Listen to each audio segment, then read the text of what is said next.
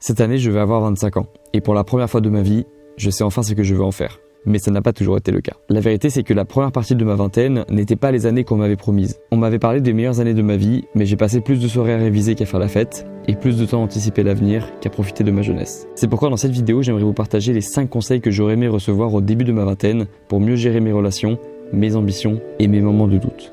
C'est parti. Bon alors la vingtaine c'est une période qui fait envie et peur à beaucoup de personnes et comme le dit Meg Jay dans son livre, c'est une dizaine qui est vraiment déterminante. Si on regarde la plupart des habitudes des personnes de 30 et 40 ans, c'est souvent des habitudes qu'elles ont eues au cours de leur vingtaine. Et c'est souvent à ce moment-là également que peuvent mourir ou naître les ambitions des personnes. Et le premier conseil que j'ai à vous donner, si vous êtes dans la vingtaine, c'est de diminuer vos attentes. Les attentes que vous avez créées vous-même, de par votre imagination, mais surtout qu'on vous a mises en tête avec les films et les séries que vous avez vues. Parce que la réalité de la vingtaine, pour beaucoup de personnes, elle est assez décevante. Sauf si on en reprend le contrôle. Moi par exemple, ce qui représentait la vingtaine, c'était l'indépendance. C'est ce que je voulais le plus lorsque j'étais adolescent. Et la réalité de ma vingtaine, c'était plutôt les révisions. Donc l'inverse de l'indépendance que je recherchais lors de ma vingtaine. Mon quotidien au début de la vingtaine, c'était celui d'aller en cours, de réviser en rentrant chez soi, de dormir et de recommencer. Et après de passer les examens. Et ce que j'ai commencé à faire ensuite, c'est de diminuer toutes les attentes que j'avais de ma vingtaine, mais également des personnes que je commençais à rencontrer. Et en même temps que ça, il s'est passé un truc génial, c'est que j'ai lancé ma chaîne YouTube et j'ai arrêté de regarder des films et des séries, ce qui a fait que j'avais beaucoup moins d'attentes complètement irréalistes de ma vingtaine. Et à ce moment-là, la seule chose qui comptait pour moi, c'était juste de devenir plus compétent et de créer des vidéos. C'est pour ça que mon premier conseil, si vous êtes dans la vingtaine, c'est de diminuer toutes vos attentes. Dans ma génération, on dit même pas qu'on est en couple, on commence par dire qu'on est exclusif ou non, avant de savoir si on va s'engager ou non avec une personne. Et on a toujours cette envie d'avoir le maximum d'options possibles et de toujours avoir le plus de choix possible. Et ce qu'on va gagner en possibilité, on va le perdre en intensité. Parce que s'il y a bien un truc que j'ai appris au cours de ma vingtaine, c'est que pour avoir des réponses, il faut faire les choses avec intensité et il faut apprendre à aller dans une direction même si on n'est pas 100% sûr que ce soit la bonne. Et je sais que ça peut paraître abstrait, que ça fait très phrase de développement personnel qu'on peut dire comme ça, mais concrètement, ce que je suis en train de vous dire, c'est que la vingtaine passe vite et que tout ce que vous pouvez faire pour sortir de ce processus de réflexion et de paralysie par analyse, ça vous mettra dans un état mental bien différent de celui dans lequel vous êtes actuellement. Et si je peux vous donner un exemple personnel, c'est celui de cette chaîne YouTube. Parce que je ne sais pas si vous le savez, mais depuis que je suis adolescent, je regarde YouTube en tant que spectateur et je me suis toujours posé la question de qu'est-ce qui se passerait si je lançais moi-même ma chaîne. Et je peux vous assurer que le jour où je me suis vraiment engagé avec intensité dans ce projet,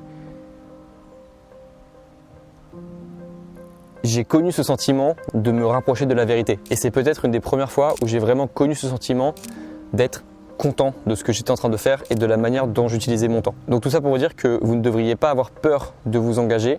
Vous devriez évidemment faire des décisions réfléchies, poser le pour et le contre, pourquoi pas, mais ne pas rester indéfiniment dans une position où vous vous posez la question de « et si ?» Et là, je vais vous dire un truc un petit peu plus personnel que j'ai peut-être dit une fois ou deux depuis la création de cette chaîne YouTube. C'est que moi, j'ai eu beaucoup de mal avec mon visage d'adulte. Je trouve que quand j'étais petit, j'étais trop frais. J'ai retrouvé une photo de moi petit l'autre jour. J'avais trop de flow. J'aimais bien, j'étais tout petit, tout mignon. Il n'y avait pas de traits qui étaient plus développés qu'un autre. J'étais juste avec mon petit visage d'enfant. Et quelques années plus tard, je me rappelle qu'avec la puberté et l'adolescence, j'ai eu beaucoup plus de difficultés à apprécier mon visage. Et je sais que ça peut paraître bizarre pour certaines personnes, je sais qu'il y en a peut-être qui se sont pas posé la question, mais moi j'avoue que ça a été quelque chose de compliqué. Et en plus de ça, il faut pouvoir s'accepter intérieurement, dans le sens réussir à trouver des façons de gérer nos pensées qui rendent pas le quotidien insupportable. Et là, c'est un autre problème. C'est encore une galère, mais il faut réussir à bien se parler. Et un exemple que je donne souvent pour commencer à apprécier plus son corps et juste sa personne, c'est de se voir plus souvent. Et ça peut paraître hyper contre-intuitif parce que la plupart du temps, les personnes qui complexent n'ont pas envie de voir ce complexe et n'ont pas envie de se voir dans un miroir. C'est pas quelque chose d'agréable, mais moi, ce qui m'a aidé, c'est le fait de me voir tout le temps en vidéo et de n'avoir pas d'autre choix que de me voir et d'accepter mon corps et mon visage. Et de la même manière qu'on peut se créer des complexes avec le temps, on peut se trouver des qualités qu'on n'arrivait pas à avoir avant chez nous ou chez les autres aussi. Mais là, on parle plutôt de soi, d'apprécier son propre visage et son propre corps. Et ça fait plaisir ça, parce qu'avec le temps, on a plutôt tendance à accumuler les complexes et lorsqu'il y en a un qui disparaît enfin parce qu'on a réussi à travailler dessus ou juste comprendre qu'on n'avait pas beaucoup de contrôle dessus, il y en a un autre qui réapparaît. C'est comme les boutons, les complexes. Tu es débarrassé de celui-là, il y en a un deuxième qui arrive ici. Donc ouais, je pense qu'une partie du travail, c'est de prendre du recul, de laisser du temps. Et je pense honnêtement que dans les prochaines années, des choses qui vous complexent actuellement vous complexeront beaucoup moins. Parce que vous aurez laissé passer du temps. Vous prendrez moins cette chose à cœur et surtout, vous serez moins difficile avec vous-même vis-à-vis de cette chose. Je pense que le truc le plus dur de la vingtaine, c'est de passer de 1 à 0. En fait, concrètement, de 0 à 18 ans, tu vis tout pour la première fois. Tu as tes premiers potes, tes premiers amours, ton premier diplôme, ton permis, tout ça, tu le vis pour la première fois. Et quand tu arrives à l'âge de 20 ans, c'est là où tu commences à perdre des choses que tu avais petit sans avoir été reconnaissant de les avoir eues. Et souvent, quand tu es reconnaissant de les avoir eues, c'est que c'est trop tard pour profiter de ces choses. Par exemple, je crois qu'à 20 ans, on a déjà passé 95% du temps avec nos grands-parents. Et pour les parents, ça doit être quelque chose comme 80% ou même 85%. Ça, je me rappelle que ça m'a rendu très triste la première fois que j'ai compris ça. Et même en dehors du temps avec notre famille, souvent, lorsqu'on arrive à l'âge de 20 ans, c'est le moment où on commence à perdre des choses. On perd des relations, on perd des personnes avec qui on était, on vit des ruptures, on vit des séparations, on va faire des études dans une autre ville que les personnes de notre entourage.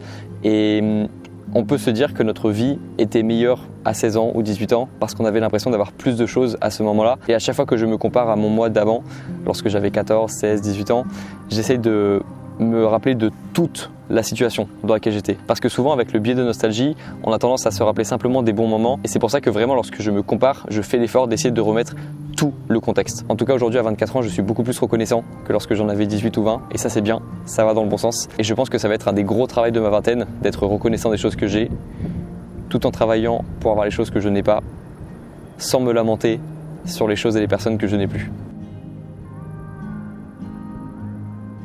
Ouais, je pense que ça va être ça.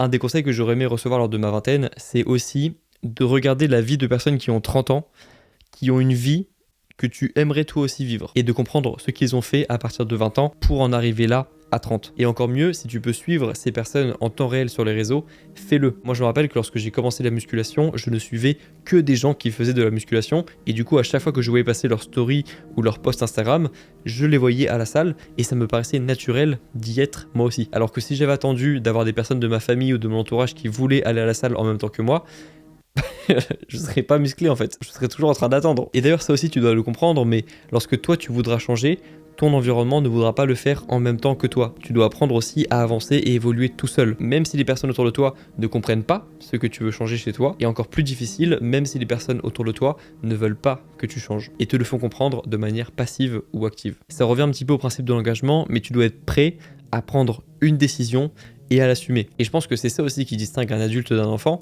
c'est juste la capacité à assumer ses responsabilités et à comprendre que si tu fais une action, il va ensuite y avoir une répercussion, positive ou négative. Mais à partir de maintenant, toutes tes actions ont des répercussions et c'est aussi pour ça que tu dois faire attention à tes habitudes parce que ce sont des actions que tu répètes sans t'en rendre compte. Donc ouais, je pense que c'est important de se poser cette question de est-ce que les personnes que tu regardes actuellement ont une vie que tu aimerais vivre? Est-ce qu'il y a des modèles de personnes à qui tu aimerais ressembler à 30 ans? Est-ce que tu sais comment ces personnes ont eu cette vie-là à 30 ans? Bref, plein de questions à te poser qui pourront t'enlever ce sentiment de nager dans l'inconnu dans ta vingtaine et à l'inverse avoir des modèles, des personnes qui vont t'emmener vers la bonne direction et qui vont te montrer que elles ont réussi à faire ça de leur vingtaine pour que toi ensuite tu puisses emprunter ce même chemin ou créer le tien mais basé sur tes inspirations.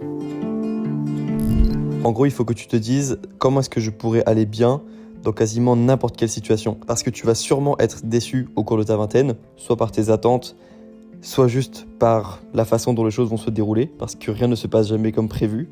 Tu vas t'en rendre compte, surtout dans la vingtaine.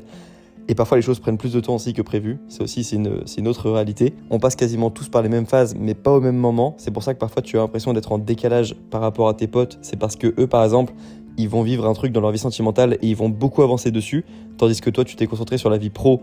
Donc, tu vas apprendre beaucoup sur ça, mais pas sur les relations. Mais le plus important, c'est d'avoir ta routine, ta safe place, un endroit, des actions, des personnes que tu peux voir pour être sûr que tu vas aller bien, même quand c'est pas censé aller bien. Moi, il n'y a pas de secret, je vous l'ai déjà dit, c'est la salle de sport, c'est les discussions que j'ai avec mes amis, c'est ma famille aussi qui est là et avec qui j'ai essayé d'avoir les meilleures relations possibles parce que j'ai compris que c'était important, mine de rien, la famille. Je distingue pas le corps et l'esprit. Pour moi, c'est les mêmes choses. Lorsque mentalement ça va pas bien, je me bouge physiquement et ensuite mentalement ça va mieux. Et là, à l'aube de mes 25 ans, j'ai l'impression que peu importe ce qui va se passer dans ma vingtaine, avec l'expérience que j'ai acquise, je dis pas que j'irai toujours bien, mais peu importe la situation, je la gérerai au mieux parce que j'ai ce qu'il faut. Je sais comment me parler, je sais quoi faire en fait pour aller mieux.